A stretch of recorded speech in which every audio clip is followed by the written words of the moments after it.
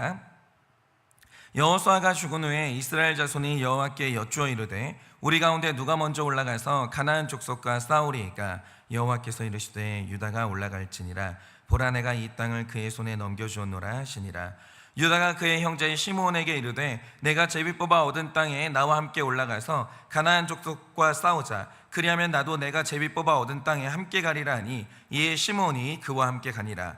유다가 올라가매 여호와께서 가나안 족속과 브리스 족속을 그들의 손에 넘겨주시니 그들이 베색에서 10,000명을 죽이고 또 베색에서 아도니 베색을 만나 그와 싸워서 가나안 족속과 브리스 족속을 죽이니 아도니 베색이 도망하는지라. 그를 쫓아가서 잡아 그의 엄지손가락과 엄지발가락을 자르매 아도니 베색에 이르되 옛적에 70명의 왕들이 그들의 엄지손가락과 엄지발가락을 잘리고 내 상 안에서 먹을 것을 줍더니 하나님이 내가 행한 대로 내게 갚으심이로다 하리라. 무리가 그를 끌고 예루살렘에 이르렀더니 그가 거기서 죽었더라. 유다 자손이 예루살렘을 쳐서 점령하여 칼날로 치고 그 성을 불살랐으며 그 후에 유다 자손이 내려가서 산지와 남방과 평지에 거주하는 가나안 족속과 싸웠고, 다 같이 읽겠습니다. 유다가 또 가서 헤브론에 거주하는 가나안 족속을 쳐서 세세와 아이만과 달메를 죽였더라. 헤브론의 봇 이름은 기럇 아르바였더라. 아멘. 네, 오늘 우리가 오늘 처음으로 사사기를 묵상하게 되는데요. 늘 그랬던 것처럼 오늘은 이 사사기를 어떻게 이해할 것인가에 대한 개론을 먼저 하고 오늘 본문의 묵상을 좀 짧게 나눠볼까 합니다. 자, 일단 우리가 질문을 해야 될 건 이런 겁니다. 우리가 잘 아는 것처럼 여호수아의 시대 바로 다음 시대를 사사시대라고 해요. 그런데 중요한 건 이거죠. 여호수아 시대까지는 이스라엘의 영광이 빛나고 있었어요. 여리고성을 무너뜨렸고요, 가나안 땅을 정복했고요, 분쟁 없이 땅을 정복하는 데 분배하는 데 성공하면서 이스라엘이라는 나라가 이대로 승승장구하나 싶었어요. 그런데 오늘 본문 1절 말씀처럼 여호수아가 죽고 난 다음부터 이스라엘의 등불이 약해지기 시작하더니 사사 시대에 와서는 깊은 영적인 어둠 속으로 들어가 버립니다. 그런데 중요한 건 이거죠. 하나님이 이걸 허락해요. 하나님이 이걸 허락했다라는 거죠. 도대체 이유가 뭐냐라는 거예요. 그러면 우리가 가장 먼저 해야 될 질문이 이런 겁니다. 도대체 왜 뜨겁고 환하게 타오르던 이스라엘의 등불은 사사시대로 넘어오면서 꺼진 이유가 뭐냐라는 거예요. 이걸 정확히 규명을 해야 되는 거죠. 왜 이스라엘은 영적인 어둠 속으로 들어가게 됐으며 하나님이 이걸 허락하신 이유가 뭐냐라는 거예요. 자, 이걸 설명하기 위해서는 가장 먼저 우리 머릿속에 가지고 있는 잘못된 관념 하나를 깨야 돼요. 많은 분들이 오해하시기를 이스라엘이 통과했던 광야 40년이 있잖아요. 여러분은 이 시기에 대해서 어떻게 알고 계십니까? 이 시기는 어떤 시기예요? 그런데 많은 분들이 오해하시기를 이 40년 광야 생활은 고난의 시기다, 눈물의 시기다, 이렇게 생각하시는데요. 이게 완벽한 오해예요. 여러분, 이스라엘 백성들에게 있어서 광야 40년의 기간은 철저하게 하나님께 보호를 받는 온실 속 화초의 기간, 혹은 정글이 아니라 동물원, 혹은 인큐베이터, 이런 기간이에요. 왜 그러냐? 여러분, 이스라엘 백성들이 애굽을 탈출하는 순간부터 집중적으로 된 게 뭐냐? 출애굽기, 레위기, 신명기의 말씀을 받으면서 하나님께 철저한 신앙교육을 받기 시작합니다. 그런데 왜 광야에서 신앙교육이 시작돼요? 왜 말씀을 받은 장소가 광야냐 이거죠. 여러분, 광야가 어떤 곳이에요? 여기에 대한 이미지가 바뀌셔야 되는 거예요. 여기는 사람이 살 수가 없는 땅이기 때문에 물론 즐길 거리나 편안한 시설이 없어서 불편하기는 해요. 그러나 하나님이 광야에서 입히시고 먹이셨어요. 여기에서 먹는 걱정, 입는 걱정이 없었다라는 거죠. 그러니까 이 광야를 영적으로 볼 때는 여기는 사람이 살 수가 없는 곳이잖아요. 동시에 이들을 유혹하는 이방신이 없어요. 여기 아무것도 없어요. 그러니까 무균 상태예요. 백성의 신앙을 반박하거나 공격하는 세상의 문화가 아예 없다라는 거예요. 여기는 완벽한 신앙의 청정지역이에요. 그런데 하나님이 이런 곳으로 백성들을 인도하신 다음에 40년 동안 하나님의 말씀을 가르치십니다. 40년을 배워요. 그래서 많은 사람들이 말하길 이 광야를 학교라고 하는 거예요. 여기는 배우기에 제일 좋은 장소예요. 아무 방해를 받을 만한 게 없는 거예요. 예를 들어서 제가 학교를 다녔던 충신 신대원이 용인 양지라는 지역에 있거든요. 일단 여기를 가보시면 동네 자체가 약간 시골이에요. 그런데 제가 이제 거기를 옛날 아니에요. 완전 옛날 아니고 아마 지금도 그럴 텐데 제가 학교를 다닐 때 그 동네에서 가장 타락한 유흥시설이 다방이었어요. 왜냐? 소비자가 없어요. 시골이라 뭐 나이트나 클럽을 열어봤자 이걸 쓸 사람이 없는 거예요. 그래서 뭐 극장도 없고 술집도 거의 없고 거기는 옷을 싸게 파는 아울렛이 거의 전부예요. 그런데 저희 신대원이 이런 지역에서 산속으로 더 들어가요. 그래서 일단 우리가 이제 학교 안으로 들어간다 그러면 걸어서 갈 수 있는 유흥시설이 없어요. 그러니까 치킨 하나도 걸어서 못 먹어요. 일단 우리 눈에 보이는 거 딱 2개밖에 없는데 우리를 둘러싸고 있는 산이랑 예배드리고 공부하고 숙식하는 건물 외에는 아예 없어요. 아예 없어요. 그러니까 육적으로 볼 때 이 안에 있으면 답답하죠. 불편할 수도 있어요. 그런데 영적으로 볼 때는 극단적으로 유혹하는 세력이 아예 없어요. 한눈을 팔 수 있는 다른 문화가 없어요. 그냥 문화라고는 매점밖에 없어요. 아무것도 없다니까요. 근데 여기서 더 치명적인 게 뭐냐면 신학교에 여자가 없어요. 거의 다 남자예요. 그러니까 여기서는 연애도 못해요. 무슨 군대 다시 온 줄 알았어요 저는. 그러니까 여기가 어떤 환경이냐, 말씀 공부하고 집중하는데 최적의 환경이에요. 거의 무균실이에요. 여기서 기도하는 거 하나도 어렵지가 않아요. 왜? 할 게 기도밖에 없어요. 아무것도 할 게 없어요. 여기서 기도하는 게 뭐가 어렵냐고요. 뭐가? 아무것도 없어요. 그런데 이제 문제는 이런 거죠.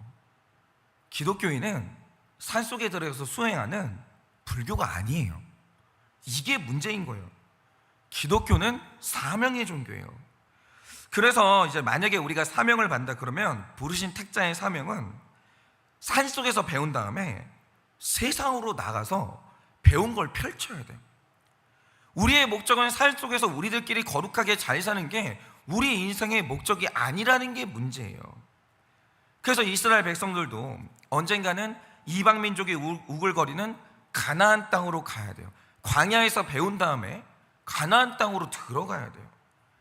그리고 신학을 배우는 이제 학생들도요, 금요일날 수업이 끝나면 세상 속에 있는 각자의 사명지로 나가야 돼요. 이게 기독교의 특징이에요. 그런데 문제는 여기서부터가 시작인 거예요. 광야는 생활하기 어려운 곳이지 신앙생활하기에는 제일 좋은 곳이에요. 여기에 무슨 유혹이 있어요? 마찬가지로 믿음 좋은 사람끼리 모여있는 교회 안에서 신앙 고백한다? 하나도 안 어려워요. 여기서 죄 고백해보세요. 우리 교회는 박수 쳐줘요. 여기서 성경 말씀 말해보세요. 사람들 다 우러러봐요. 뭐가 어려워요? 여기서 회개하고 여기에서 신앙 고백하는 게 뭐가 어려워요? 하나도 안 어려워요. 여러분, 부모님이 보호해주는 어린 시절에는요, 믿음대로 사는 것보다 쉬운 게 없어요. 여러분 믿는 집에서 애가 태어나가지고 큐티하잖아요. 부모님이 상 줘요. 우리 애 자랑스럽다고. 그래서 광야는 고난의 시기가 아니라 철저하게 보호받는 시기고, 야생이 아니라 여기는 온실이에요. 무균실이에요. 그런데 이런 생활을 하다가 이들이 드디어 가나안 땅으로 들어가게 되는 거예요. 여기가 어떤 땅인지 아십니까? 집에서 밥 먹기 전에 식기도를 해봐요. 다 같이 해요. 우리의 기도 잘한다고 했잖아요. 동영상 찍어요. 뭐가 어려워요? 그런데 학교를 가서, 직장에 가서 밥 먹을 때 두 손 모으고 식기도를 하잖아요. 사람들이 다 쳐다봐요. 쟤 뭐냐? 이때부터 있잖아요, 식기도하는 게 완전히 달라지는 거예요. 사회적 압박이 시작돼요. 뭐야? 뭐 이런 데서 왜 자기 종교색을 드러내? 갑자기 있잖아요, 무언의 핍박이 시작돼요. 이들이 가나안 땅으로 진입을 했습니다. 이때 처음으로 다른 문명과의 충돌, 다른 문화와의 충돌을 처음으로 겪기 시작해요. 그런데 이게 너무 충격인 거예요. 그러니까 이렇게 생각하시면 됩니다. 이게 실제로 있었던 일인데, 이 한 깊은 산골에서 아버지와 둘이 생활하는 영자라는 소녀가 있었어요. 그런데 어느 날 이 아빠와 이 소녀의 이제 삶이 방송사에 포착이 되면서 인간극장이라는 프로에 이제 소개가 되는데, 이 소녀가 완전히 깨끗해요. 세상을 아예 몰라요. 너무 착한 거예요. 너무. 그래서 이걸 보고 전 국민이 이 소녀를 사랑하게 됐고, 이 소녀가요, 당시에 이제 톱스타만 찍는다는 통신사 광고를 찍게 돼요. 어마어마한 인기였어요. 그러자 이때부터 영자와 아빠 사이에 갈등이 시작되는 거예요. 아빠는 그냥 우리 지금처럼 산골에서 행복하게 살자, 여기가 얼마나 안전하냐. 근데 영자는 세상이 너무 궁금한 거예요. 그러니까 나는 산 밑으로 내려가서 도시로 가겠다, 싸움이 나는 거죠.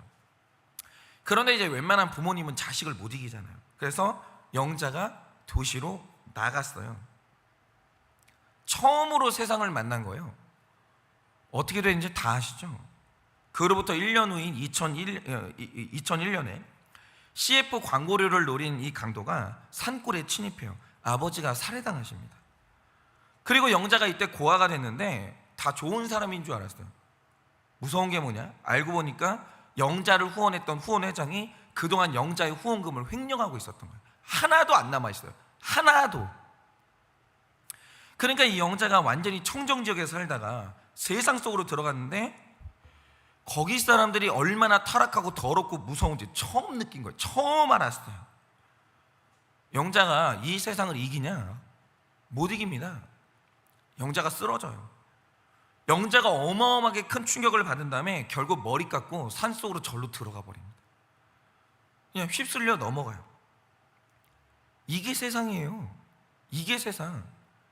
여러분, 산골에 살던 소녀가 지금 우리가 있는 세상에 내려와서 살 수 있냐? 못 살아요. 여기 바이러스가 드글드글 하거든요. 금방 죽습니다. 금방. 이게 우리가 지금 살고 있는 세상이에요. 우리가 때가 안 묻는다고요? 우리가 악이 없다고요? 그런 일은 일어날 수가 없는 거예요. 여기 지금 너무 더럽거든요. 그런데 바로 이 일이 이스라엘 백성들에게 일어난 거예요. 여러분, 이스라엘 백성들이요, 광야라는 영적 청정 지역에서 하나님 말씀을 40년을 배웠어요. 그리고 생각한 게 뭐냐?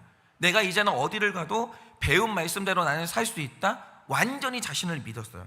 그런데 착각하지 말아야 될 게, 말씀을 배운 것과 말씀대로 이 악하고 음란한 세상에서 사는 건 완전히 다른 문제예요.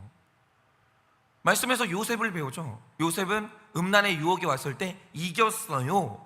나도 그래야지. 막상 나한테 그 순간이 왔을 때 이길 사람이 몇 명이나 되냐? 그냥 없다고 보시면 돼요. 없다고.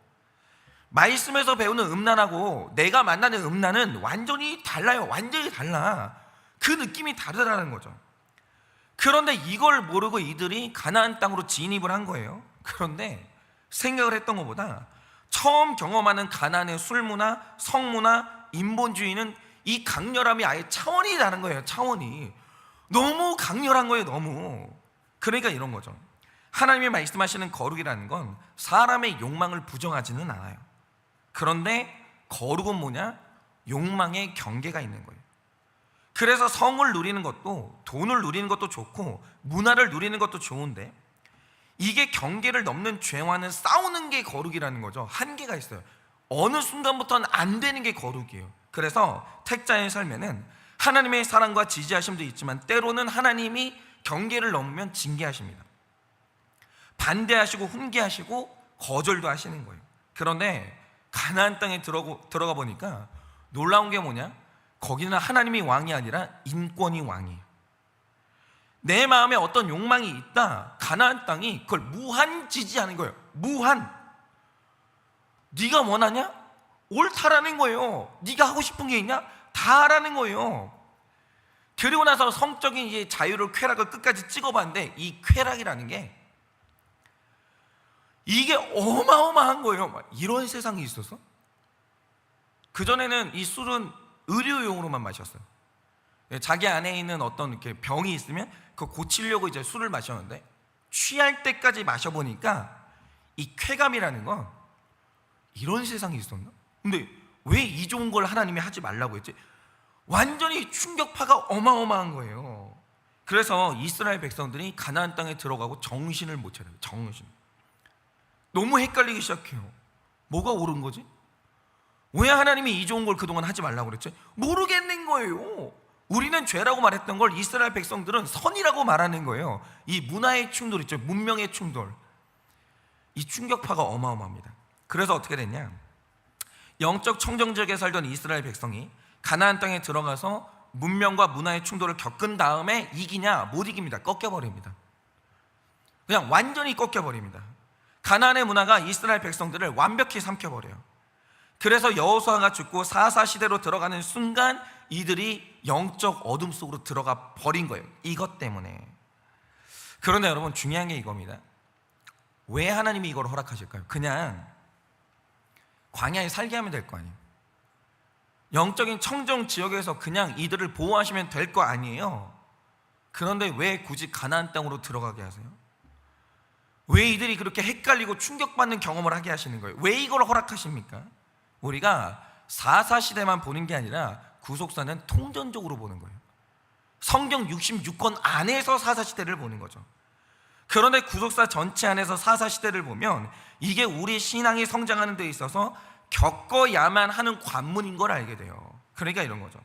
만약에 어떤 사람이 믿는 부모님 밑에 태어나서 모태신앙이 됐어요.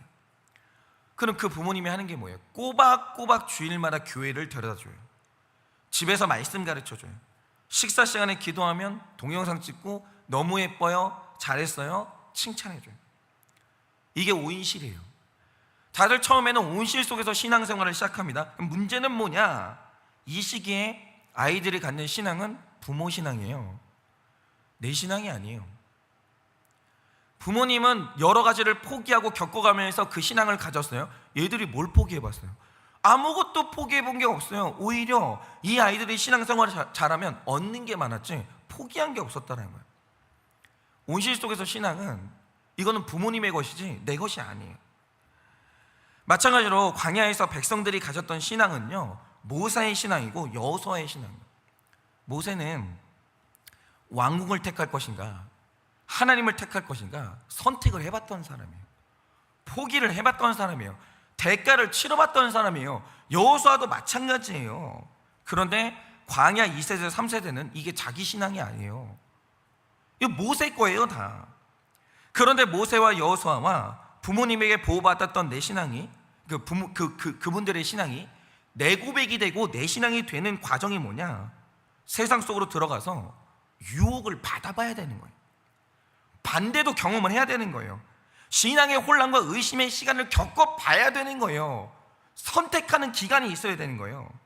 그러면서 내가 했던 신앙 고백은 내게 아니었구나, 모세와 여호수아의 것이었구나, 이 밑바닥을 봐야 되는 거예요. 내 수준을 봐야 되는 거예요. 어떤 것도 내 것은 아니었다는 사실을 깨달아야 되는데 그게 바로 사사시대인 거예요. 제가 볼 때 인간의 인생에서 바로 그 처음 사사시대가 저는 대학 시기라고 생각을 하거든요. 얘들이 청소년 시기까지는 부모님에게 통제받으면서 신앙생활을 잘해요. 그러니까 이제 그럭저럭 교회 생활 잘하고 고3 때는요, 이게 고난이 오니까 신앙생활 더 잘해요. 고3 때 이제 기도하잖아요. 눈물이 절로 나요.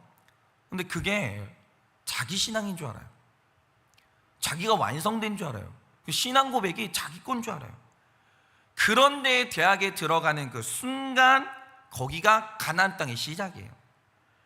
거기 가면 완전히 성적인 자유가 있어요. 학문이라는 이름으로 하나님을 완전히 깔아 뭉개버려요. 사상의 자유가 있어요. 그래서 우리 아이들이 본격적으로 자기 신앙과 가치관의 도전을 받는 시기가 언제냐? 대학에 들어가고 본격적으로 충격을 받기 시작해요. 그래서 이제 어떤 아이들은 완전히 세상에 흘러 떠내려 가기도 하고 완전히 술 처음 마시고 친구한테 엎혀서 집으로 들어와요. 아니, 이 좋은 걸 교회에서는 왜 못하게 하나? 내가 완전히 우물한 개구리였구나.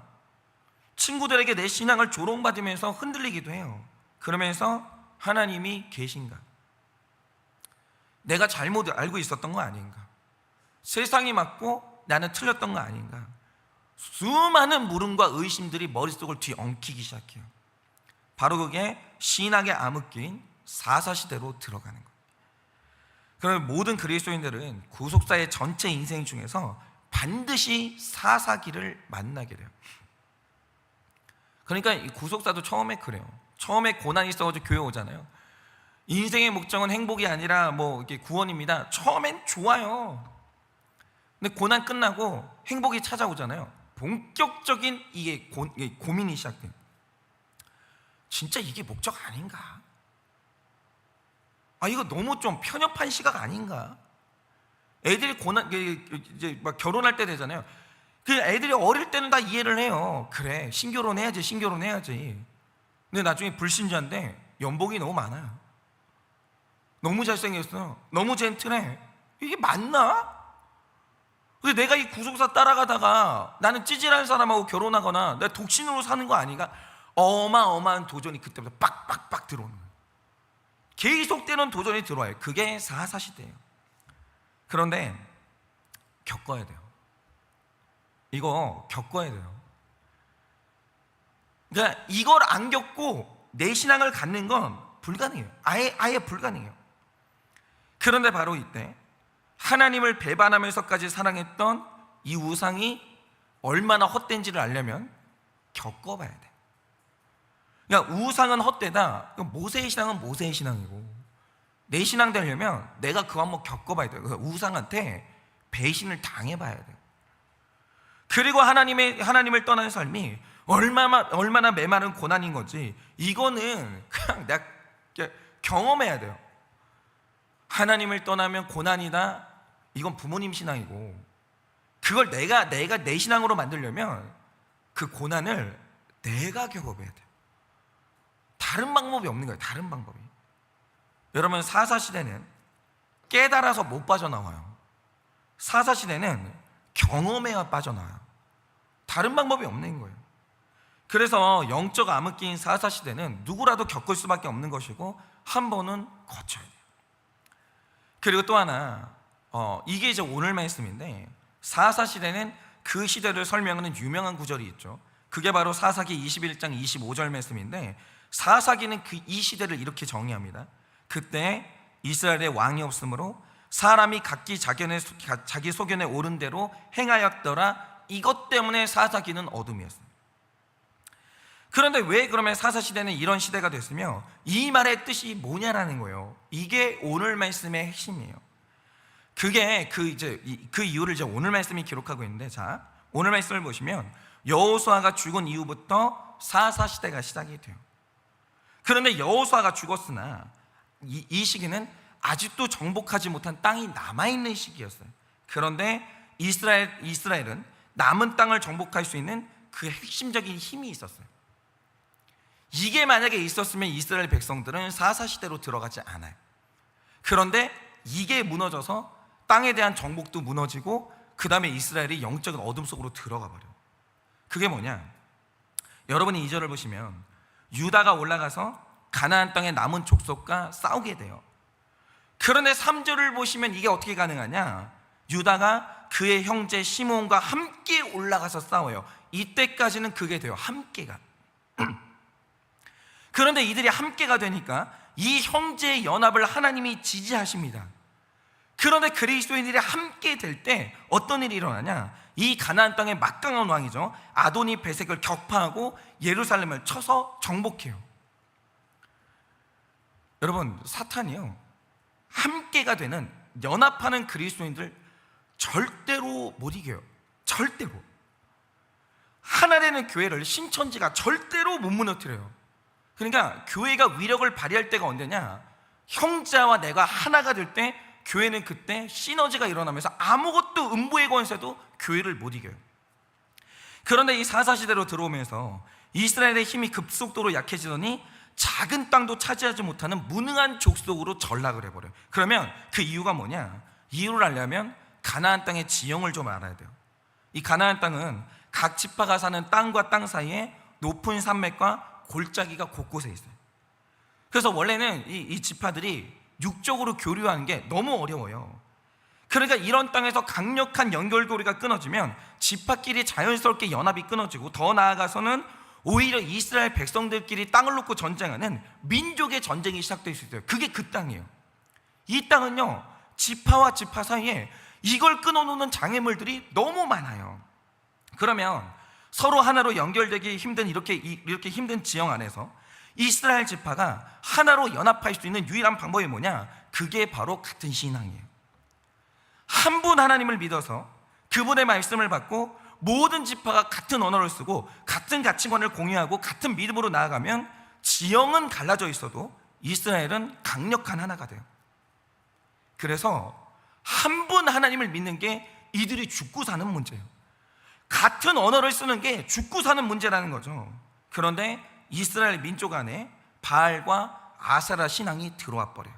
그 순간 이스라엘 지파 사이에 연합이 깨져버립니다.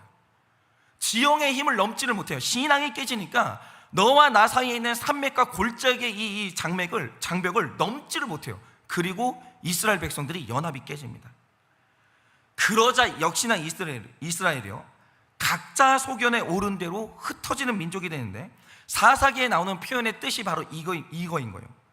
사사시대 사람들은요, 개인마다 각자 소견에 오른 대로 흩어진 게 아니라 각 지파들 간에 하나님이라는 왕이 사라지니까, 왕 노릇하던 말씀이 사라지니까 지파들이 각자 소견에 오른 대로 흩어지게 됐고, 그러자 국력이 약해지면서 사사시대가 가나안 백성들에게 억압받는 이 힘든 시대로 전락을 하게 돼요. 그러니까 아주 작은 산지족으로 전락을 해요.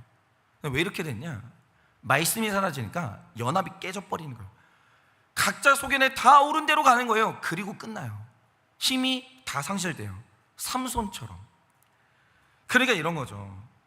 교회를 보면요, 그러니까 뭐 어느 집단을 가보면 무조건 신앙이 없는 집단이 모였다? 공통점으로 보여요. 너와 나 사이에 고향이 같다거나 학교가 같다거나 직업이 같다거나 이런 식으로 동호회 어떤 이제 모임이 모이잖아요. 너와 나 사이에 공통점을 중심으로 모인다는 거죠. 그런데 교회는 그게 하나도 없어요. 고향도 달라요, 취미도 달라요, 성별도 달라요.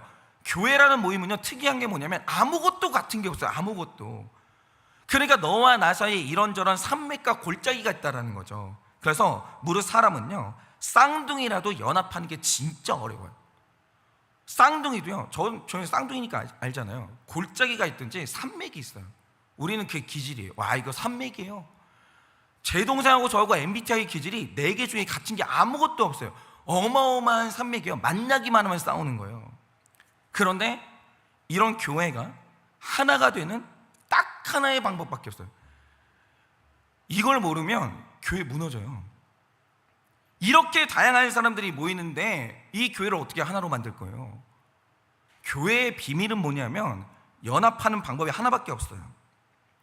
같은 하나님을 믿고 같은 말씀을 공유하면서 같은 언어, 같은 가치관, 같은 믿음으로 무장하면 교회는 골짜기를 뛰어넘어요. 어떤 산맥도 극복해요. 그리고 하나 되는 거예요. 그러니까 같은 말씀 아래 같은 가치관, 같은 언어를 쓰는데 방해가 되는 모든 구호들이 있죠. 사탄의 언어예요. 꼭 이런 거 있잖아요. 같은 언어 쓰자, 같은 구호 외치자, 이러면 이래요. 공산당이냐? 아이, 됐다고 그래요. 됐다고. 공산당이 뭐예요? 인간이 신이 되면 공산당 아니에요. 누가 그래요? 말씀으로 같은 언어 쓰고 말씀으로 같은 가치관을 공유하지 않는 건 그건 신앙이에요. 뭐 이상한 말을 해요. 아, 이거는 인간 목사를 왕으로 만드는 거 아니야? 저 왕이 제왕 되는 거 아니냐? 하시라고요. 그렇게 이 목사가 자기 언어를 외친다, 떠나시라고요, 교회를. 그런데 만약에 이 교회가 말씀을 외친다, 같은 말씀 공유하자, 이게 왜 공산주의예요? 그러니까 자꾸 이런 식으로 방해하는 사람도 있어요, 교회의 하나됨을. 그러나 이 교회가 같은 하나님, 같은 말씀, 같은 언어, 같은 가치관, 이거는 사탄이 이걸 못 깨는 거예요. 연결고리가 너무 강력하기 때문에. 여러분, 하나 되는 교회는요, 어떤 문제가 생겨도 싹 다 해결돼요. 다 해결돼요, 다. 그런데 교회가 작은 문제 하나도 해결하지 못해서 사건이 있을 때마다 이 타격을 받는 이유가 뭐냐? 말씀이 왕 노릇을 안 하는 거예요. 그게 문제인 거예요. 이게 뭐가? 인본주의가 들어온 거예요. 뭐 어떻게 정치를 해가지고 권사님들 기분 좋게 해주고, 장로님들 기분 좋게 해주고, 청년들은 청년들 코드 만들어가지고 문화로 어떻게 해보려고 하는 거 있잖아요. 그거는 다 무너져요, 다. 결국 교회가 하나 되려면 방법 딱 하나밖에 없는데, 말씀이 왕노릇해야 돼요. 말씀이 강력해야 돼요. 여러분, 만약에 이게 왕노릇하지 못해서 성도들마다 다 다른 언어 써요. 그러니까 이런 거 있죠. 교회가 되는 교회는 어떻게 돼야 되냐면, 그 주일날 말씀이 선포됐잖아요. 말씀의 언어로 한 주가 가야 되는 거예요. 왜 다른 언어를 써요? 왜 다른 언어를 써요? 여러분, 그날 말씀이 선포됐잖아요. 큐티 말씀이. 그날은 선포된 그 큐티 언어를 써야 되는 거예요. 그게 우리의 연합의 힘이에요. 뭘로 하나로 연합되실래요? 아니, 뭘 가지고 하나로 연합되실 거예요? 뭐 주식 문제요? 뭐 애들 학교 문제요? 경제적인 문제, 뭐 집값 문제, 그런 걸로 하나 되실래요? 나중에 어떻게 되는지 아십니까? 애들 교육 문제로 우리가 하나 되려고 하잖아요. 얘 100점 맞고 얘 50점 맞잖아요. 그 연합 깨져요. 아무것도 아니에요. 그런 거는. 교회는요, 그 주에 말씀이 선포되잖아요. 온 교회가 그 언어로 대화를 해야 되는 거예요. 그날 큐티가 선포되잖아요. 그 언어를 가지고 교회가 대화를 해야 되는 거예요. 그 교회는 사탄이 절대 못 껴요. 신천지가 비집고 들어오지를 못해요. 아니, 우리가 큐티 하나 가지고 해결이 되는데 무슨 다른 성경 공부가 필요해? 주일 말씀으로 목장에 모여가지고 이 목장으로 우리가 해결이 되는데 무슨 다른 성경 공부가 필요해? 이렇게 가야 돼요. 이렇게. 그러면 신천지가 절대로 우리를 못 이겨요. 그게 안 되니까 맨날 성도들이 목마르잖아요. 그럼 신천지가 치고 들어오는 거예요. 좋은데 목사님이 성경 공부 해주시는데 우리 한번 말씀 배우러 가볼래? 왜 넘어져요? 말씀이 왕노릇을 안 하는 거예요. 성도님들이 다른 언어 쓰고 있는 거예요. 각자 소견에 옳은 대로 다 가고 있는 거예요. 그거는 시간 문제예요. 교회는 기냥 깨집니다. 기냥. 그러니 그 교회의 사사시대, 우리 가정의 이 사사시대가 끝나려면 무조건 말씀이 그 교회, 그 가정의 왕노릇해요. 주일 예배 끝났다, 가정이 그 주일 말씀으로 대화를 한다, 그 가정은 아무것도 못 무너뜨려요. 대화가 없는 게 불가능하다니까요. 어떻게 대화가 불가능해요? 너랑 나랑 같은 말씀으로 나눔을 하는데 나눔이 된다니까요. 당장에 같은 언어, 같은 가치관, 같은 믿음으로 나가야 돼요. 쓸데없이 있잖아요. 아, 이거는 목사님이 이 교회 제왕이 되는 거 아니냐. 그러니까 분별하시라고요.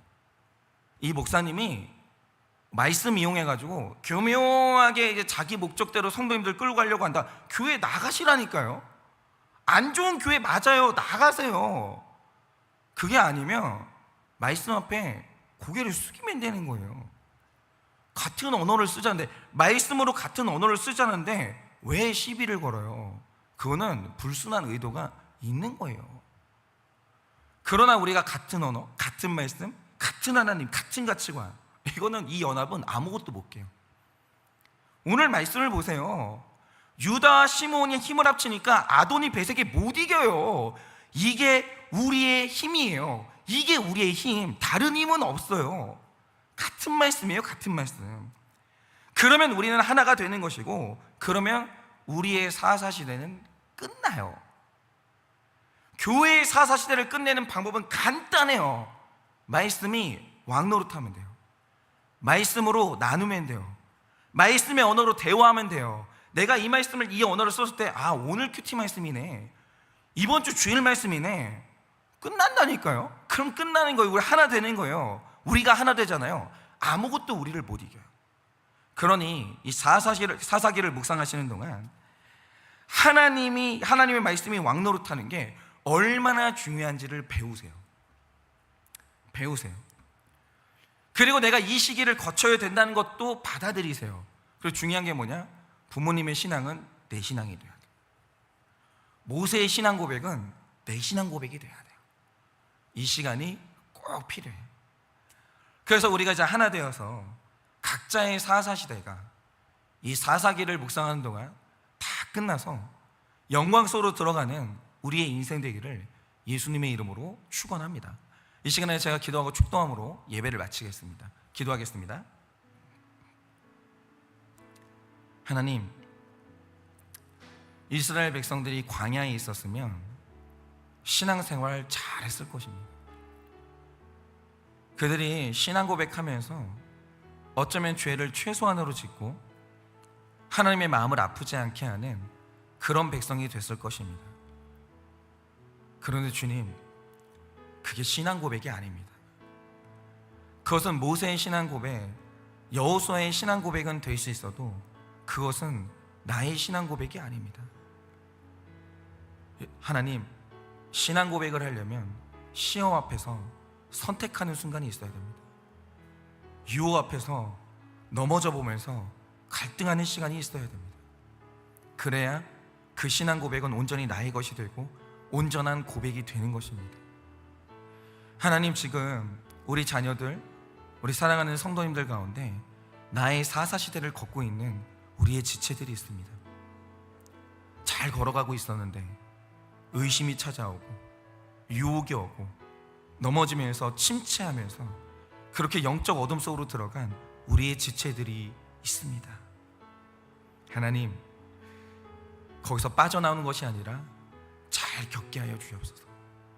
그 어두움을, 그 힘든 시험을, 그 유혹을 잘 겪게 하여 주시옵소서.